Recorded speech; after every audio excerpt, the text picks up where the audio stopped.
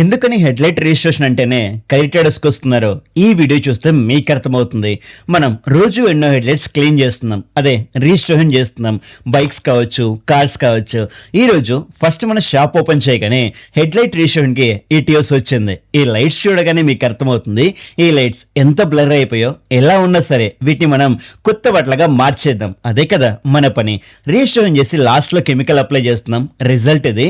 Headlights చూడండి, blur yellowish మొత్తం వెళ్ళిపోయింది. లైట్స్ చూస్తుంటే మెరుస్తున్నాయి.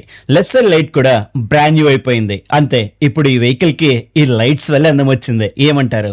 ఈ కార్ పోగానే ఇంకొక కార్ వచ్చింది. ఇదైతే హోండా సిటీ. కార్ చూడగానే చాలా బాగుంది. ఈ హెడ్ లైట్స్ ఎల్లో అయిపోయాయి, లుక్ మొత్తం పోయింది ఇక్కడే. ఈ హెడ్ లైట్ ని మనం కొత్త వాటిలాగా మార్చేద్దాం. మన ప్రాసెస్ స్టార్ట్ చేయగానే ఎల్లో చూడండి, హెడ్ లైట్ ని విడిచి ఎలా వెళ్ళిపోతుందో. ఇది కొంచెం టైం పడుతుంది, 40 to 45 మినిట్స్ అలాగా. ఇంకా మిగిలింది లాస్ట్ లో మనం కెమికల్ అప్లై చేయడం. అవుట్పుట్ చూడండి ఎలా వస్తుందో.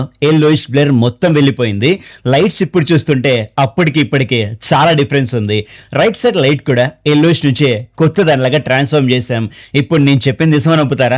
లైట్స్ వల్లే వెహికల్ కి లుక్ వస్తుంది అండ్ వెహికల్ కి లుక్ కూడా పోతుంది. అప్పుడే అయిపోలేదు, ఇంకొక హోండా డియో స్కూటీ వచ్చింది మన షాప్ కి. హెడ్ లైట్స్ చూడండి ఏం బాలేవు కదా, ఏం పర్లేదు, దీన్ని కూడా ట్రాన్స్ఫార్మ్ చేద్దాం.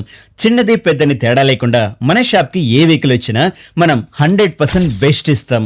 రిజిస్ట్రేషన్ చేసాం, కెమికల్ కూడా అప్లై చేసాం. ఫైనల్ రిజల్ట్ ఇది. ఇప్పుడు చూడండి స్కూటీ లుక్కే మారిపోయింది కదా. మన వర్క్ తో కస్టమర్ కూడా 100% లేదు 1000% సాటిస్ఫై. మీ వెహికల్ హెడ్ లైట్ డల్ అవ్వడం, ఎల్లోయిష్ లేదా క్రాక్స్ ఉన్నాయా, వాటిని చేంజ్ చేయకుండా ఈ ప్రాసెస్ చేసుకోండి. ఖర్చు కూడా చాలా తక్కువ. మన షాప్ అడ్రస్ అయితే opposite minority function hall near Valmiki school, కదిర్లో ఉంటుంది. ఒకసారి విజిట్ అవ్వండి, ఫాలో చేసుకోండి. మళ్ళీ కలుద్దాం.